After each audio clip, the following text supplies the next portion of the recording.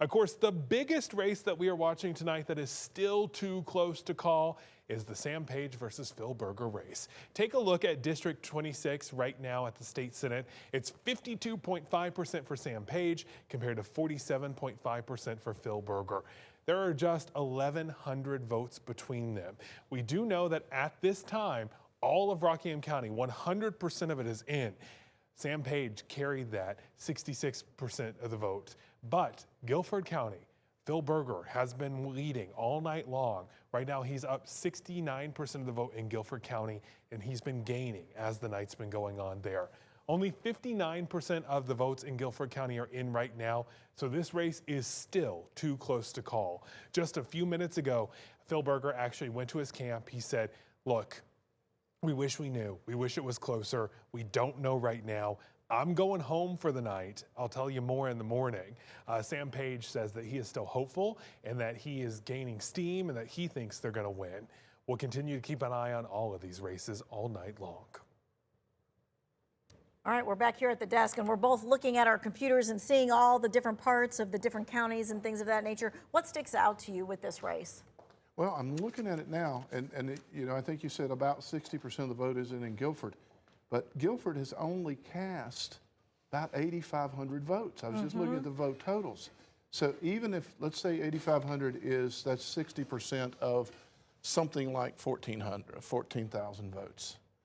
So there's, maybe Page can hold on if he's up by 1,100 and there's 4,000 left. It's Guilford County, if the percentages are right, may not have as many people voting as Rockingham County. Rockingham County, over 13,000 voted, and that shocks me. And we have to remember too, Guilford County, a lot of it are Democrats who did not get to vote in this particular primary. Right.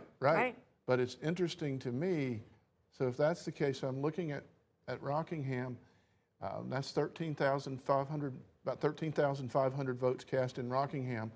Only so far about 8,000 cast in Guilford. And again, if that's 60%, you may have more votes cast in Rockingham than Guilford.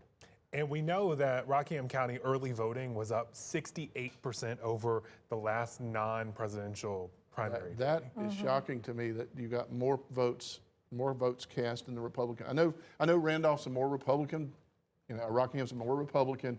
We all know that, but wow. To have more votes cast in Rockingham County, or even a similar number, than the bulk of Guilford. Now, again, in Guilford, they've sort of drawn around Greensboro, so Right. So it's more rural area, but still, that's a shock to me. It's pretty close, too close to call. Oh, absolutely. What happens if tomorrow Phil Berger does not win? What happens to his power in Raleigh? Immediately, I think it goes down. Obviously, if he doesn't win, he's a lame duck. And those in office will immediately, whoever's going to be pro tem, is going to immediately start jockeying for. They probably already have. There's already, I'm sure, it's going to be a huge power shift. You've got, like I say, Mike Lee is the majority leader. I don't know who the other leaders are, but I guarantee you there's already talk about it. And even though he has another, till January, another 10 months to serve, he's going to be serving as a lame duck if he loses, and that will make a tremendous difference.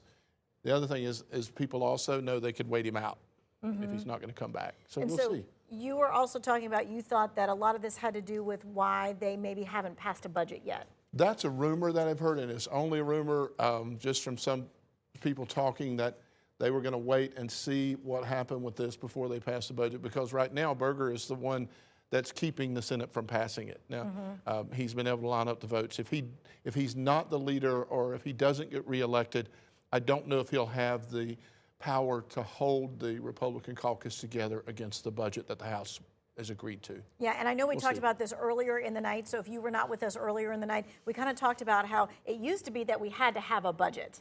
Yeah. Right? And then they passed a resolution that we didn't really have to have a budget. Yeah, you know, at the federal level, if the budget doesn't pass, then the government shuts down. You know, we're still in a partial shutdown now because of that. In North Carolina, a few years ago, they passed a resolution that if it doesn't pass, we just stay with the old budget. So unless you were supposed to get a raise, or unless you were expecting additional money in the new budget, you don't really notice it. teachers are still being paid, state workers are still being paid, they didn't roads get are their being paid. raises. They didn't get their raises, but the rest of us aren't going to notice it, and you don't have that pressure to get the budget passed. I mean, because the budget was supposed to be passed July 31st. Right. So we're 6 months past when it was supposed to be. If that were at the federal level, there would be a lot of people who didn't get paid, and there'd be an outcry.